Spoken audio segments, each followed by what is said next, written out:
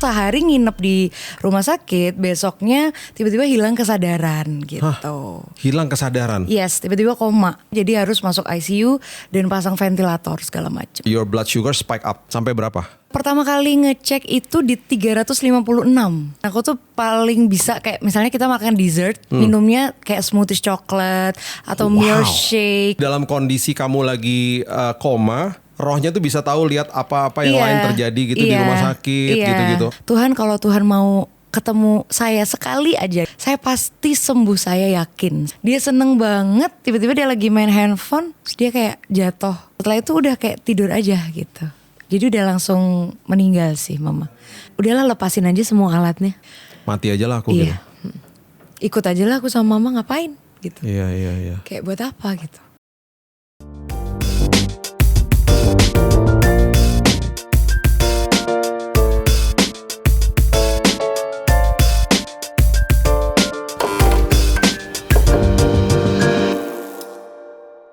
Sahabat Kopi, kembali dengan saya Bida Lantang. Di episode kali ini saya kedatangan tamu istimewa namanya Lila Shiva. Yeay! Panggilannya Shiva ya? Yes, betul. Panggilannya Shiva. Oke, Shiva ini asal dari Surabaya. Jadi agak medok ya. Iya ta, kalau ngomong gitu kan kalau Surabaya. Iya ta gitu. Aku pernah lagi di kota mana di luar negeri. Tiba-tiba di belakang kita bilang, iya ta, kita langsung aku istriku noleh gitu. Wah, orang Surabaya. Pasti Surabaya. Iya. Itu kata ta itu nggak dipakai di Malang loh. Aku kalau ke Malang tuh jarang dengar orang ngomong gitu. Jadi kayaknya itu hanya medoknya Surabaya gitu. Sepertinya ya. Hanya ciri khas Surabaya. I could be wrong, tapi nggak tahu lah gitu. Shiva nih usia berapa sekarang? Sekarang 29 Kak. 29. Yes. Kamu nulis kamu punya bio di Instagram, kamu adalah pasien diabetes below 30. Yes. Iya kan? Iya. Kok bisa? Kok bisa? Apakah itu keturunan atau apa gitu?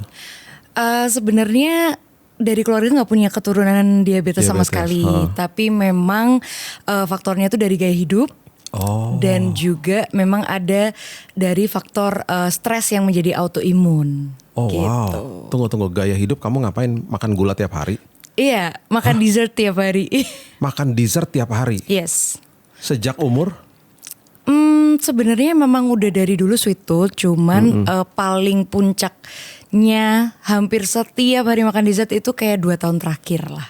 Wow, gitu. Nyari berarti kamu nih? Nyari banget. Apa dessert yang kamu suka? Oke, aku juga suka dessert soalnya. Oke, apa kamu dessertnya? Biasanya yang paling sering tuh kayak donat, brownies, cake. Terus yang lagi banyak yang viral-viral lah ya, yang viral kayak Dubai pistachio gitu-gitu. Aku suka nyari banget gitu. Iya. Aku paling favorit itu donat itu yang Dunkin Donut yang triple chocolate. Wow, itu enak sih. Itu enak banget karena dalamnya itu ada kayak Nutellanya gitu. Kalau panas-panas itu digigit meleleh gitu dan harus sajar pakai kopi pahit sama espresso. Iya, enak banget sih. Itu enak banget dan itu sebenarnya kan gorengan. Kan itu roti digoreng soalnya, ya kan? Apa favorit donat kamu?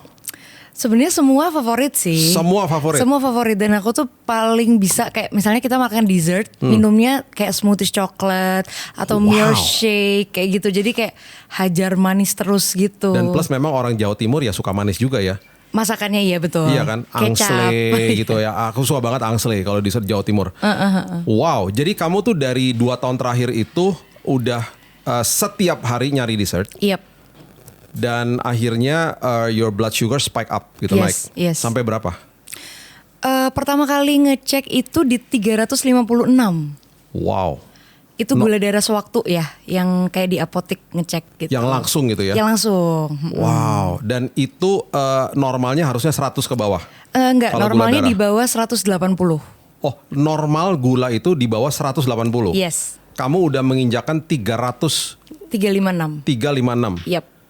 Wow, apa gejala biasa gini? Kalau aku ingat ya, orang yang mulai kena diabetes tuh suka buang air kecil terus-terusan, terus gampang ngantuk, bener nggak? Kalau aku sih lebih ke ini sih Kak, kayak lemes. Lemas. Energi tuh kayak low terus. Iya. Tapi sebenarnya aku orang yang insomnia. Jadi kalau dibilang sering ngantuk enggak juga sih.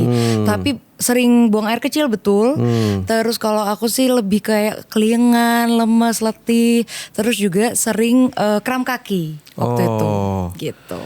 Nah, itu waktu kamu akhirnya kena diabetes itu karena waktu dicek di apotek kemudian nanya sama dokter, terus diapain? Tindakan apa itu 2 tahun lalu itu?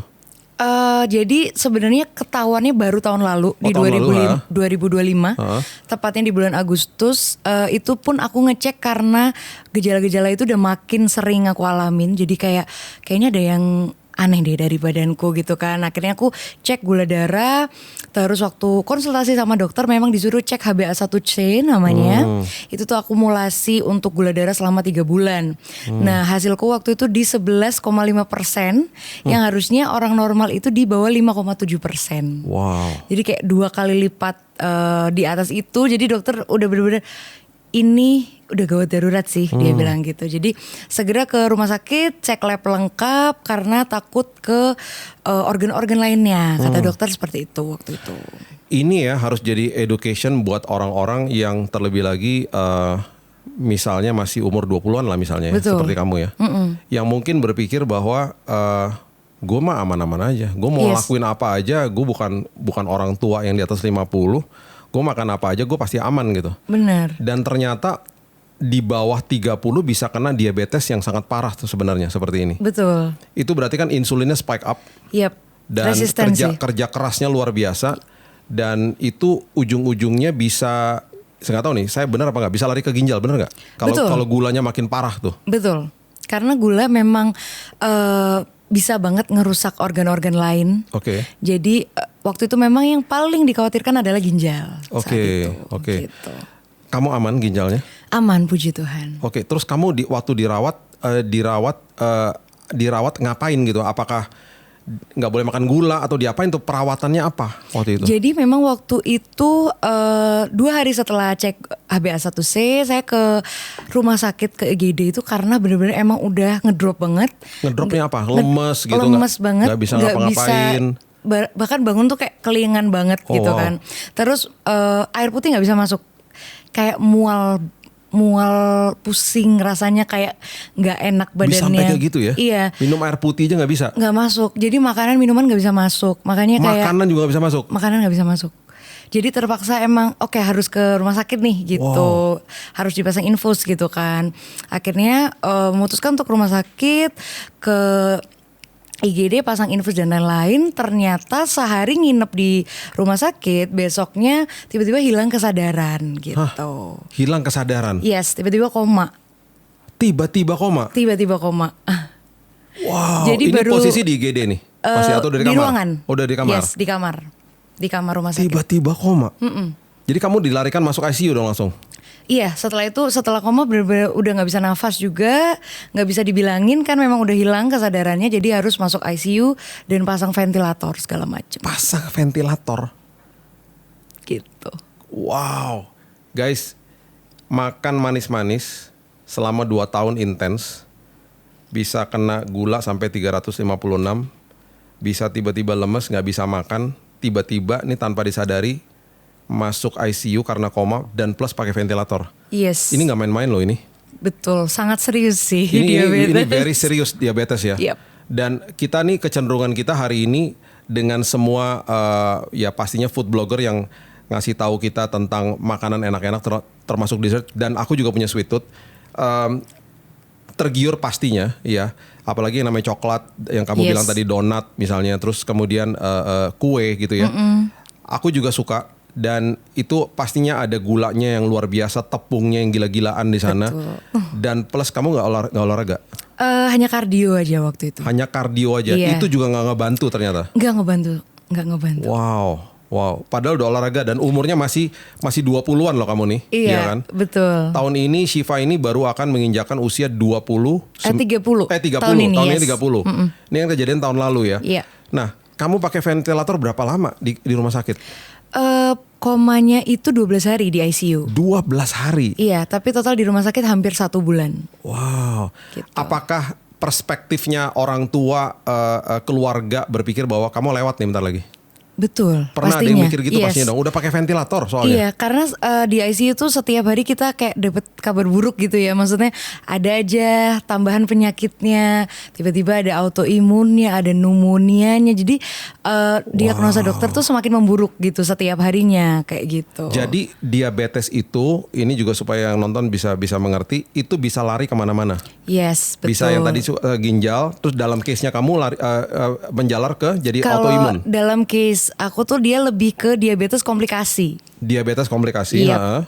Jadi ada memang kombinasi dari autoimun hipertiroidnya dan diabetes tipe LADA itu sendiri, yaitu diabetes tipe 1,5 gitu. Oh, kamu jadi terdiagnosa juga kena autoimun. Yes. Karena stres yang berkepanjangan gitu. Nah ini beda lagi nih stresnya. Jadi kamu suka manis-manis dan di satu sisi kamu juga orangnya stres. Sebenarnya makanan manis itu adalah pelarianku dari stres. Yes. Oh my goodness. Gitu. Dan sering begadang kan. Jadi makin sering begadang, makin craving makanan manis. Jadi itu kayak bertumpuk-tumpuk gitu gaya hidupnya. Kenapa kamu stres? Gara-gara apa? Jadi nggak cowok? Enggak sih. Apa? Karena di apa umur ya? kamu stres tuh ke apa? Lebih ke karena overthinking satu. Oke. Hubungan sama orang tua baik? Baik sih, puji Tuhan. Cuman memang kan anak muda tuh kita kayak suka khawatir ya sama masa depan, khawatir sama jodoh, itu kayak dipikirin terus tiap hari. Terus juga pekerjaan yang memang high pressure banget waktu itu, yang mengharuskan memang sering lembur. Jadi tidur pasti di atas jam 3 pagi hampir setiap hari. Tidur gitu. di atas jam 3? Yes, dan jam 8 pagi kerja lagi. Kayak gitu setiap hari. Kenapa kamu tidur di atas jam 3 tuh? Karena kerja sampai malam apa enggak iya, dong? Betul, kerja sampai malam. Kerja sampai malam? Karena dulu kerjanya kebetulan public relations di hotel. Jadi kita sering bikin event. Kita harus jagain vendor dan lain-lain. Lagi loading barang. Itu pasti di atas jam 12 malam kan. Iya betul. Gitu, jadi otomatis sih. Oh, dan gitu. jam 8 udah harus bangun lagi, kerja lagi. Yes. Jadi high pressure dari pekerjaan, terus kamu juga orangnya ternyata overthinking juga. Benar. Dan kamu akhirnya larinya ke stres dan akhirnya itu membentuk autoimun. Yes, betul.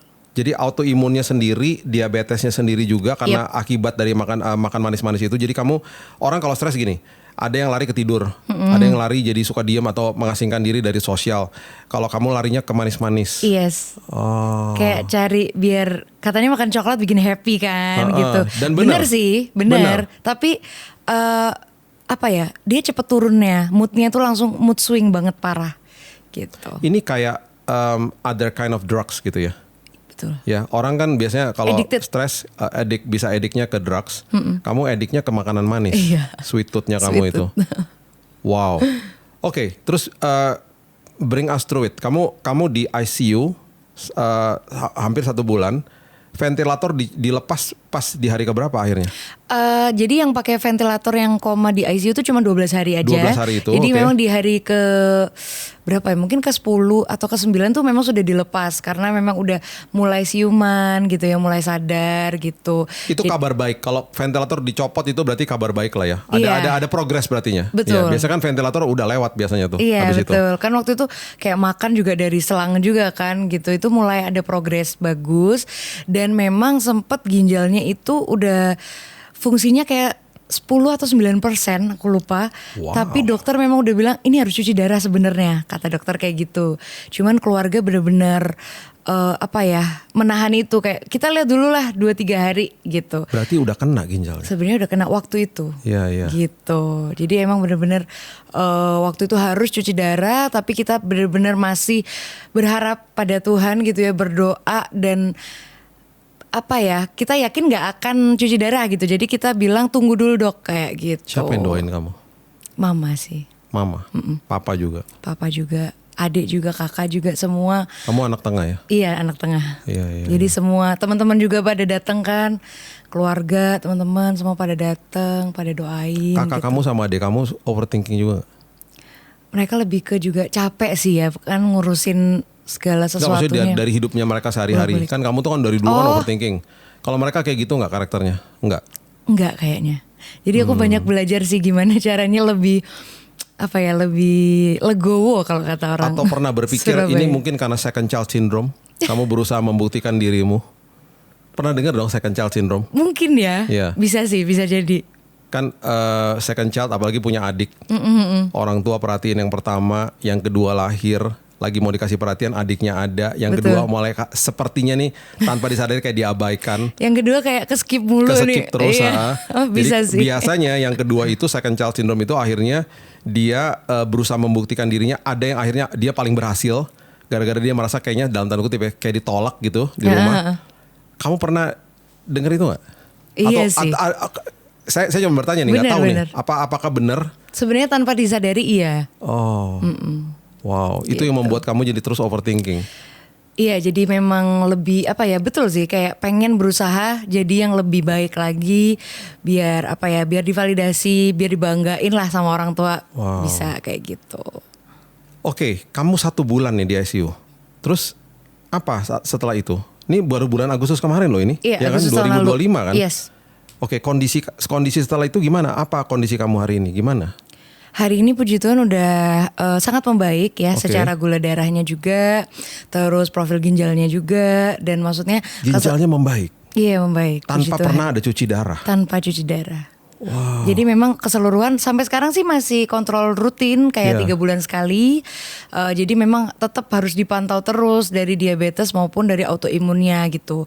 Karena memang diabetes dan autoimun tuh tidak ada istilah sembuh, tapi hanya terkontrol dan kita bisa hidup kembali seperti orang normal ketika itu memang sudah terkontrol kayak gitu. Berapa gula darah kamu sekarang hari ini? Kalau gula darah sekarang sih kayak di bawah 180 rata-ratanya. Udah normal. Udah normal. Iya. Gitu. Fungsi ginjal udah naik. Fungsi ginjal juga membaik sih juga waktu itu. Karena kalau nggak membaik pasti cuci darah kan. Gitu. Tapi memang puji Tuhan banget membaik, berangsur-angsur normal lagi sampai sekarang. Masih overthinking nggak? Kadang, tapi nggak sebanyak dulu. Tidak separah dulu. Iya. Apa yang bisa membuat kamu tidak se-overthinking seperti dulu? Perubahan apa yang terjadi waktu kamu lagi sakit? Lebih ke ini sih, kayak waktu itu titik terendah yang pernah aku alami sepanjang hidup gitu ya. Tapi di titik itu aja Tuhan menolong kayak gitu. Tuhan benar-benar mengubahkan keadaan yang sangat buruk itu semudah membalikan telapak tangan gitu. Jadi benar-benar bisa sehat lagi, ada di sini, itu benar-benar nggak pernah terfikirkan tadinya. Tapi itu semua udah lewat. Jadi di titik ini tuh kayak Tuhan aja waktu itu bisa menolong. Apalagi cuman keadaan yang tidak separah itu gitu. Kenapa kita harus khawatir gitu sih. Kamu berarti hari ini sudah bebas dari overthinking. Yang kamu bilang itu semua pertolongan Tuhan. Aku juga dengar ada sebuah kisah yang sangat-sangat menyedihkan selama pas kamu lagi dirawat. Kamu kehilangan mama. Yes. Coba gimana caranya bisa terjadi? Mama waktu itu masih sehat-sehat aja. Sehat. Kelihatannya. Terus apa yang terjadi? Kamu lagi di ICU? Iya, masih di ICU. Dan kamu bilang mama yang selalu doain kamu. Betul. Karena jadi fun fact ya, selama di ICU itu aku ngerasa memang kayak rohnya tuh jalan-jalan gitu. Karena aku tahu rohnya jalan-jalan. Iya, karena aku tahu beberapa kejadian yang padahal aku nggak bangun dong ya kan, aku kan koma gitu, hilang kesadaran. Tapi aku tahu beberapa kejadian di rumah sakit dan maksudnya setelah aku konfirmasi ya betul terjadi. Oh, wow. Kayak gitu. Jadi dalam kondisi kamu lagi koma, rohnya tuh bisa tahu lihat apa-apa yang lain terjadi gitu di rumah sakit gitu-gitu. Apa yang kamu lihat? Ya kayak misalnya kayak papa mama lagi ngobrol sama dokter, lagi ada sedikit perbedaan pendapat gitu ya, ini soal ventilator, soal apa kayak gitu. Iya. Itu rohnya bisa lihat dan terkonfirmasi setelah sembuh, kamu tanya dan benar kejadiannya. Betul, iya. Wow, oke. Dan jadi selama koma tuh yang aku dengar adalah suara mama yang selalu manggil, yang selalu doain. Itu suara mama yang paling terang, yang paling jelas gitu, kayak Fa bangun dong, Fa bangun ya dek, kayak gitu. Itu terus yang aku dengar gitu ya. Jadi di tengah-tengah. Jadi berarti orang koma itu ketika didoakan rohnya tuh bisa dengar ya? Yes, bisa tahu gitu. Wow, karena ini pengalaman kamu sendiri soalnya. Iya. Jadi mungkin kita lagi doain orang terus kita berpikir dia nggak dengar, ya rohnya bisa dengar ya, karena kita memang berdoa ke Tuhan, Tuhan yang jawab rohnya, dan roh itu yang selalu berhubungan sama Tuhan. waktu kita lahir baru juga rohnya lahir baru. Wah iya. Iya, jadi kita bisa lihat, maksudnya bisa tahu dan bisa merasakan gitu. Maksudnya mama juga apa ya, cintanya itu kayak nembus gitu sampai sampai doa tuh sampai nembus komanya gitu ya. Masuk ke dalam roh. Wah, ini dahsyat banget. Iya itu sih. Dan terkonfirmasi waktu kamu udah sembuh, kamu tanyakan dan semuanya terjadi. Dan ada sekilas rekaman suara juga dan benar itu sesuai yang dia sampai selalu suaranya ngomong. dia. Iya, suara dia persis kayak gitu. Wow. Gitu sih. Terus apa yang terjadi? What happened to your mom? Jadi mungkin memang waktu itu tuh kalau nggak salah di sekitar tanggal 24 Agustus atau 25 Agustus ya. Jadi memang itu benar-benar baru bangun siuman dari koma. Aku baru sadar juga, dan waktu itu sebenarnya udah mau menyerah sih Kak, kayak udah capek banget juga ya dengan alat-alat itu gitu. Terus tapi ada di satu momen, di satu malam aku terbangun dan aku kayak ngerasa, Tuhan ini gimana ya, kira-kira aku tuh masih bisa bangun lagi, masih bisa normal lagi atau enggak, kayak gitu. Terus aku bilang, tapi kalau misalnya Tuhan tuh mau ambil aku sebenarnya ikhlas banget loh, aku gak apa-apa gitu. Karena aku yakin hidupku adalah Kristus dan mati adalah keuntungan. Amen. Gitu. Jadi aku ikhlas kok kalau Tuhan ambil sekarang kayak gitu. Tapi ada suara gitu ya, ada rasanya tuh yang Tuhan tuh belum selesai sama aku kayak gitu. Jadi aku waktu itu berdoa, teringat sama salah satu firman tentang wanita yang pendarahan 12 tahun. Oke. Dan dia bilang asalku jamah saja pasti sembuh gitu ya. Iya. Dan aku teringat itu, makanya aku merem, aku berdoa dan aku bilang, Tuhan kalau Tuhan mau ketemu saya sekali aja gitu, saya bisa memegang Tuhan sekali aja, saya pasti sembuh, saya yakin, saya bilang kayak gitu. Wow. Terus akhirnya di malam itu kayak saya merasa di ruang ICU yang sangat dingin, yang gelap, saya sendirian gitu ya. Itu tiba-tiba kayak ada satu orang ya, saya lihat itu sosok lah ya gitu, bayangan yang dia itu terang banget, berkilauan, dan pokoknya yang kelihatan sih kayak siluetnya bagus banget gitu ya, hidungnya mancung, ganteng banget cowok gitu kan, terus kayak rambutnya bagus, dan saya kayak oh ini Tuhan Yesus sih gitu. Terus saya kayak Tuhan makasih udah ketemu aku, dan kayak aku mengulurkan tangan, aku pegang rambutnya yang halus banget berkilauan itu, dan aku bilang saat ini juga saya sudah sembuh, saya yakin. Gitu. Jadi keesokan harinya waktu bangun benar-benar badan tuh udah lebih segar. Terus ngomong udah lebih nyambung. Itu kata suster-suster ya, kayak kakak kok segeran sih, kakak habis ngapain tadi malam kayak gitu. Terus pas diperiksa ginjalnya juga oke, mulai ada respon, mulai naik fungsinya. Tiba-tiba aja gitu, somehow gak tahu juga kayak gimana. Dan waktu itu merinding sih, kayak oh ternyata bisa seinstan itu ya. Maksudnya yang tadinya saya udah aduh nggak ada harapan nih kayak gitu. Detik itu juga memang saya masih di ICU, memang masih sakit gitu ya maksudnya, tapi udah bener-bener lebih sober gitu, lebih sadar gitu, lebih seger. Nah di situ itu karena kamu ketemu sama Yesus. Iya. Yang kamu minta supaya kamu ketemu dan dia nampakin dirinya. Betul. Wow. Betul. Itu sih.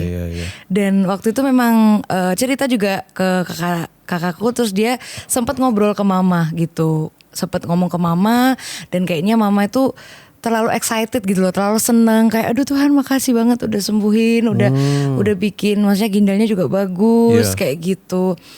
Harusnya mama berangkat ke Jakarta lagi tuh 27 Agustus. Jadi ini posisi kamu di rumah sakit tuh di Jakarta. Yes. Mama tinggal di Surabaya. Jadi mama mau ke Baru Jakarta. mau berangkat lagi. Jadi itu 26 Agustus dia dapat berita, oh Syifa udah siuman, udah enakan. Dia seneng banget. Tiba-tiba dia lagi main handphone, terus dia kayak jatuh dari tempat duduknya gitu. Di rumah. Jadi itu kalau secara medis sih memang katanya mungkin kayak serangan jantung atau serangan stroke gitu ya. Tapi setelah itu udah kayak tidur aja gitu. Jadi udah langsung meninggal sih. Meninggalnya di rumah? Iya, di rumah. Waktu saat dia akan mau berangkat ketemuin kamu? Iya gitu. Di hari itu dia mau berangkat? Besok pagi. Besok paginya? Berarti udah punya tiket? Udah punya tiket. Malamnya meninggal gitu. Malamnya meninggal? Iya. Wow. Gitu sih. Itu kamu dengarnya hari itu juga? Enggak, dengernya waktu aku kritis kedua. Kayak seminggu setelah itu. Jadi sama keluarga nggak dikasih tahu dulu? Iya, di keep sih. Jadi berarti waktu seminggu setelah itu mama sudah dimakamkan? Sudah. Wow. Terus siapa yang kasih tahu kamu? Waktu itu karena kritis kedua dan dokter juga udah, aduh. Jadi kritis lagi nih kritis lagi, tiba-tiba juga nggak tahu nggak kenapa. sadarkan diri lagi? Bukan, tapi lebih ke paru-parunya sih waktu itu. Paru-paru sekarang. Jadi ada pneumonia dan dia bikin sesak nafas gitu. Terus dokter bilang, aduh kita udah nggak tahu nih harus diapain karena obatnya semua udah maksudnya udah dikerahkan tapi kok tidak membaik gitu kan. Jadi waktu itu kakak dan adik saya kayak bener-bener, aduh ini kalau ada apa-apa kayak kita nggak enak juga ya ngebohongin dia, ngebohongin dia selama ini kayak mama tuh lagi di rumah gitu. Padahal kan udah nggak ada. Akhirnya mereka bilang sebenarnya sebelum kritis itu sebelum kritis itu kamu nggak pernah bertanya lah katanya mama mau kesini? Nanya terus. Terus mereka bilang apa? Bilangnya mama belum waktunya kesini, kayak lagi di rumah masih capek, terus masih ada ngurusi usaha kita di Surabaya kayak gitu. Oh, dan kamu nggak pernah ada effort untuk telepon dia? Enggak. Oke. Jadi karena kamu benar-benar nggak tahu? Iya, benar-benar nggak tahu. Oke. Gitu. Cuman emang udah ngerasa aneh. Mana sih mama gitu kayak. Biasanya selalu kontak-kontak. Iya, pasti dia orang pertama gitu yang jengukin. Nggak mungkin kalau dia nggak datang gitu. Tapi karena dibilang sibuk terus gitu, jadi ya udahlah gitu. Tapi pada saat kritis kedua itu mereka bilang akhirnya kita mau ngasih tahu mama udah nggak ada. Aduh. Gitu. Itu kamu kondisi sadar tuh ya, dengerin ya? Sadar sambil kayak susah nafas. Dan lagi susah nafas dikasih tahu kabar itu? Iya. Aduh, susah kamu nafas. Gimana responnya? Responnya waktu itu gak bisa nangis. Kayak terdiam dan kayak, hah gitu. Kamu marah gak sama kakak adik kamu? Gak bisa marah waktu itu. Gak dikasih tahu? Gak bisa marah dan kayak gak ada, kayak mati rasa aja sih. Kayak gak ada, gak ada respon yang gimana bisa ngerespon, nggak tahu gimana harus ngerespon. Wow. Gitu. Tunggu. Ini kita harus selami dulu ya karena gini. Kondisi di ICU, kondisi sakit. Masuk itu udah di ruangan sih. Oh, itu udah di ruangan. Udah di ruangan. Tapi ya kondisi sakit lah ya, masuk mau kritis yang kedua nih ya. Tiba-tiba dalam kondisi sakit mendengarkan kabar mama yang selama ini doain kamu dipanggil pulang Tuhan. Iya. Di dalam kondisi kayak gitu kamu marah gak sama Tuhan? Aku bingung sih, lebih ke apa ya kayak nggak bisa rasa. Iya, kayak bertanya-tanya, kayak bertanya-tanya kayak kenapa Tuhan gitu. Kayak aduh ini satu belum, kayak ibaratnya gini, jatuh tertimpa tangga ya itu. Jatuh dan tertimpa tangga ya itu rasanya. Iya, kayak ini belum selesai satu tapi kenapa Tuhan biarkan ada masalah lain lagi gitu, kayak udah kali gitu, cukup kali gitu, udah gak kuat nih gitu. Ibaratnya kayak gitu sih. Aduh. Gimana kondisi kamu setelah itu? Waktu itu kayak bener-bener udahlah lepasin aja semua alatnya, pendukung ini. Mati aja lah aku gitu. Ikut aja lah aku sama mama ngapain gitu. Iya. Kayak buat apa gitu. Gitu sih. Karena apa ya, kayak waktu itu mama udah janji-janjiin kayak nanti kamu sembuh kita masak ya gitu. Kita suka masak bareng by the way. Terus kayak nanti mama masakin kamu ini kesukaan kamu yang tanpa gula gitu kan. Jadi banyak janji-janji itu gitu kayak. Terus orangnya udah nggak ada, terus ya udah terus ngapain gitu. Ini juga hidup dengan diabetes udah berat loh gitu. Iya. Gitu sih. Jadi keinginan mau mati juga ada saat itu. Iya, saat itu. Pastinya. Kayak kehilangan harapan. Iya, kayak udah kritis juga. Jadi kayak udah lepasin aja semua pendukungnya. Udah aku mati aja. Wow. Gitu. Apa yang terjadi setelah itu? Masuk ICU lagi? Enggak. Tapi di malam itu bener, itu malam yang berat juga ya, setelah tahu mama nggak ada, terus terpaksa harus dipindahkan rumah sakit, dirujuk ke rumah sakit lain yang lebih besar untuk dapat perawatan yang lebih baik. Terus juga di malam itu benar-benar kayak Tuhan tuh bilang, Tuhan gak mungkin bawa kamu sejauh ini hanya untuk ya udah gagal, hanya untuk oke, bye bye gitu, gak mungkin gitu. Tapi Tuhan tuh punya rencana yang indah di depan sana. Amen. Biar kamu jadi berkat kayak gitu. Amen. Masa kamu kayak gini aja menyerah sih gitu. Wow. Itu sih. Wow, merinding aku. Jadi suara itu akhirnya waktu kamu dengar itu membuat kamu akhirnya kembali semangat. Iya.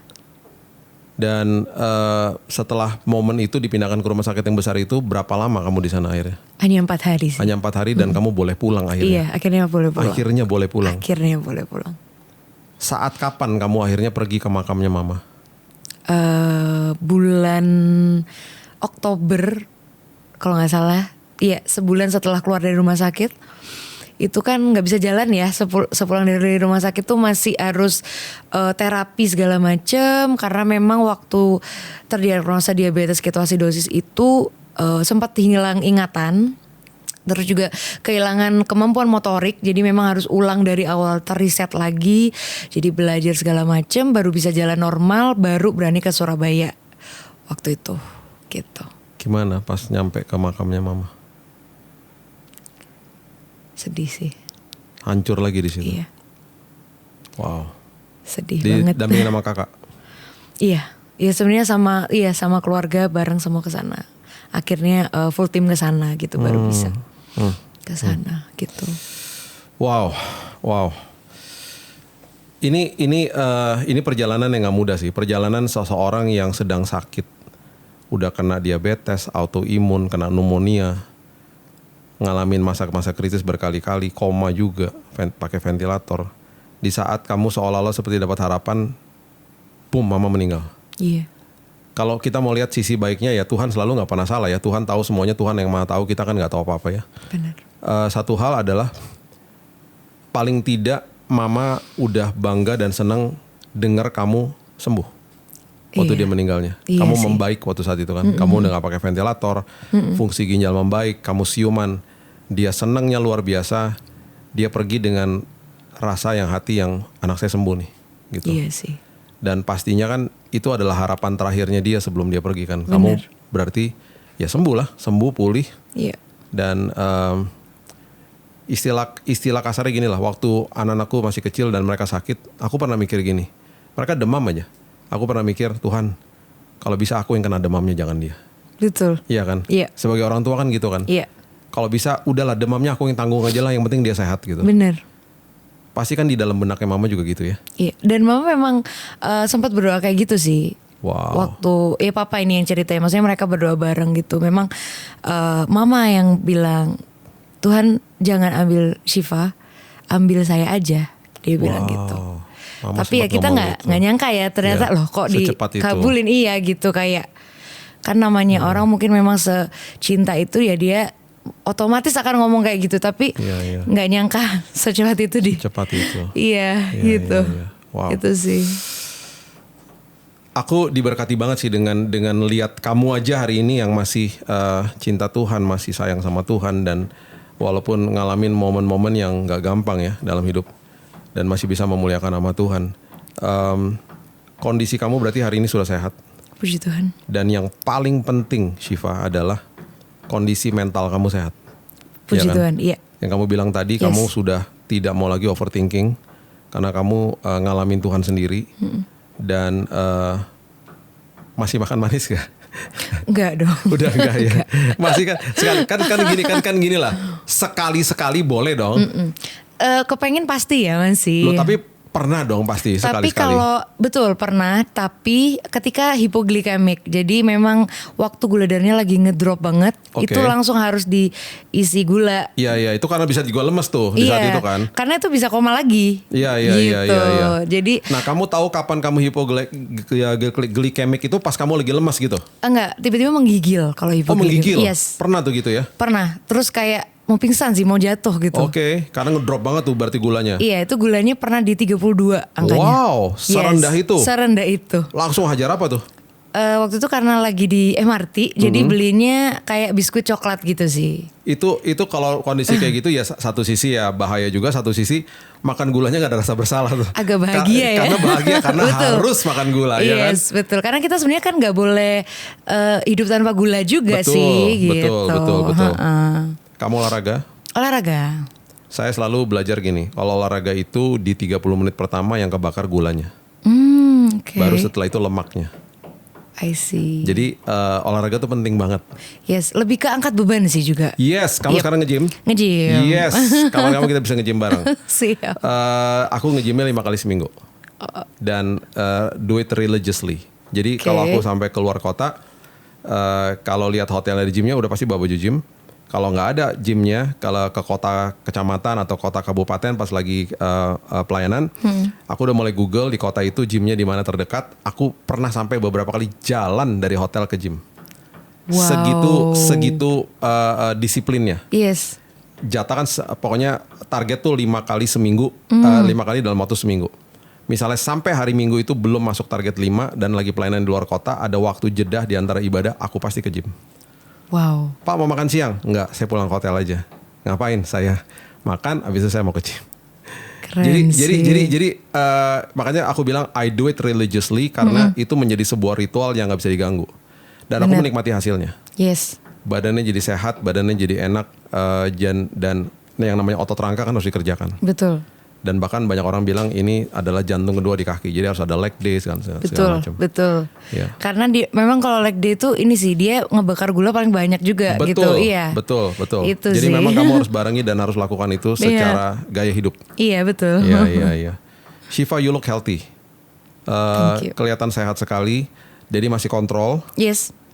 Dan kamu juga selain kontrol tubuh, kontrol jiwa juga. Betul. Harus pastikan nggak boleh overthinking lagi. Betul. Dan ada nggak momen-momen ketika kamu dalam masa-masa sulit di mana kamu akhirnya overthinking dan pengen makan gula lagi ya? Pasti ada lah ya. Ada. Pasti ada ya. Gimana kamu cara nanganinnya? Kamu lari kemana tuh biasanya kalau gitu? Pernah sekali itu yaudah makan aja. Tapi waktu itu makan es krim doang sih. Oh, es krim, Iya oke. es krim gitu. Dan memang itu sempat konsul juga sama dokter. Dan dokter bilang ya jangan terlalu ini juga lah, maksudnya bisa stres juga kalau terlalu strict gitu dietnya. Jadi pokoknya kita tetap seimbang aja. Yes. Iya. Karena terlalu gini, stres juga bikin gula darah naik walaupun kita tidak makan gula loh. Iya. Gitu. Karena kan masih ngecek setiap 3 kali sehari tuh ngecek gula darah, jadi tahu loh udah makannya clean tetap naik, ternyata lagi kortisolnya naik. Karena stres. Iya. Hormon stresnya naik, Tadi dia tetap on the way naik. ke sini ke studio, di mobil aku makan wingko. Beli di Surabaya kemarin. Judulnya lagi mereknya kelapa hijau. Itu wingko kesukaan aku lah pokoknya. Kalau Surabaya mesti beli guys, enak banget. Dia tuh mini, kecil-kecil gini. Aku bisa dong tadi bawa misalnya 5 gitu kan, kecil-kecil. Tapi aku selalu udah mulai disiplin lah dari dulu. Makan kue juga cuman sepotong karena suka kan. Kalau beli donat juga cuman makan seperempatnya kecil, yang sisanya kasih sama orang. Aku udah gak mau lagi makan sebanyak-banyaknya. Udah gak mau kayak seperti dulu lah. Betul-betul jaga dan hati-hati. Dan kayak tadi cuman makan wingko cuman 1. Cuman sensasi manis doang sekecil gini kan, dia mini ya. Aduh enak banget sih. Terus pengen lagi tapi ya udah gak bawa kan. Terus sambil minum kopi, udah selesai. Memang kita harus disiplin diri kita. Betul. Dan kalau kita udah makin disiplin, kita udah jadikan itu akhirnya jadi gaya hidup. Tanpa kita sadari kita udah akhirnya lakukan itu gitu loh. Wow. Ini banyak banget yang kita unpack hari ini. Dan kalau dari Shiva sendiri hari ini, apakah kamu masih kerja di high pressure job? Tidak. Atau udah nggak lagi? udah nggak loading barang lagi? Udah enggak. Tidur udah cukup? Tidur cukup, sangat cukup. Oke. Dan kamu dari Surabaya itu kan kamu bilang kamu pindah ke Jakarta dan kamu sekarang sudah menetap di Jakarta. Iya. Oke. Kamu didampingin sama kakak kamu. Kakaknya ada di sini guys. Ada. Kakak Rosi, thank you udah dampingin. Dan saya sangat diberkati. Shiva ini reach out to us. Dia yang bilang sama kita dia mau bagikan kesaksiannya. Waktu kita lihat profilnya kita udah lihat, dan aku pas lihat kamu punya Instagram, saya bilang wah ini kok bisa ya penyakit kayak begini, karena mertua aku umurnya 86, dia diabetes apa ya istilahnya tuh, dia keturunan. Oh, baik. Jadi dia itu my mother-in-law, mama mertua itu jagain dia, mereka tuh umurnya 8, gue nggak boleh salah nih kasih tahu umur mertua, ntar bahaya. 87 dan 85, iya benar, 87 papi, 85 si mami. Umur bisa panjang begitu karena dia dijagain terus. Si mami itu mama mertua nih pokoknya jagain makanannya gitu. Dan karena mereka juga orang Chinese dari Bandung, mereka juga nggak terlalu suka manis-manis. Jadi dikaruniakan umur panjang itu karena betul-betul dijaga juga. Betul. Ya. Tapi kalau dia itu memang keturunan, diabetes keturunan gitu. Wow, kita dapat banyak education, kita banyak dapat hari ini kesaksian juga. Shiva, untuk semua sahabat kopi yang lagi nonton, yang mungkin hari ini bergumul dengan pastinya kesehatan dan juga overthinking seperti kamu dan lari ke hal-hal yang harusnya mereka tidak ke situ. Harusnya kita lari ke Tuhan ya, bukan lari ke hal-hal yang merugikan bahkan merusak diri kita atau tubuh kita sendiri. Silakan, go ahead. Buat sahabat kopi ya sebenarnya. Yes. Buat sahabat kopi intinya sih jangan mengkhawatirkan apa yang kita nggak tahu gitu ya, karena percaya aja Tuhan itu sudah memegang hidup kita. Amen. Gitu ya. Tuhan punya rancangan yang indah. Amen. Dan masa depan tuh sungguh ada gitu. Jadi lakukan yang terbaik di dalam hidup. Jangan lupa jaga makan, olahraga angkat beban itu penting banget. Setuju. Dan tetap selalu berserah sama Tuhan, itu sih. Yes. Syifa, thank you banget. Thank you. Banyak kasih insights banyak buat kita. Jadi sekali lagi sahabat kopi jangan lupa ya. Yang penting kalian jangan anggap enteng. Di umur kalian mungkin masih 20-an. Jangan menimbun tubuhmu dengan makanan-makanan yang tidak bergizi. Hati-hati. Yes. Kalian nonton channel-channel food blogger. Dan kalian mulai terkesima dengan makanan-makanan, nggak apa-apa sekali-sekali coba ya. Tapi setiap hari yuk belajar juga untuk makan sehat ya. Betul. Karena gimana pun juga tubuh ini adalah bait Roh Kudus. Kita harus jaga, bukan sekedar jiwa sama rohnya saja, tubuhnya juga harus dijaga. Jadi yuk olahraga. Kalau saya anjurkan kita harus angkat beban. Betul. Kita harus kerjakan otot rangka, bukan sekedar otot jantung saja dengan berlari atau kita bersepeda. Tapi otot rangka harus dikerjakan. Dan sekali lagi, kalau sampai kita terjadi overthinking, kita udah dengar dari Syifa ya, lari ke Tuhan, jangan lari ke lain-lain. Merugikan diri sendiri. Udah dengar kesaksiannya dan kita juga harusnya diberkati sekali dengan apapun yang sedang kita lewati. Di depan kita gak pernah ada kepastian. Tiba-tiba tanpa kita sadari, orang terkasih dipanggil pulang Tuhan misalnya. Apa respon kita setelah itu? Dan itu yang Tuhan mau kita lakukan terbaik. Apapun itu, sekali lagi Alkitab sudah katakan jangan berduka seperti orang tidak memiliki pengharapan. Kita akan berjumpa lagi dengan orang kita kasihi ketika mereka ada di dalam Kristus Yesus. Dan saya percaya kalian akan dengar ini sekali lagi dan kemudian share ini ke teman-teman supaya pembicaraan ini jadi berkat bagi banyak orang. Sampai waktu yang akan datang, from me and from Syifa, God bless you.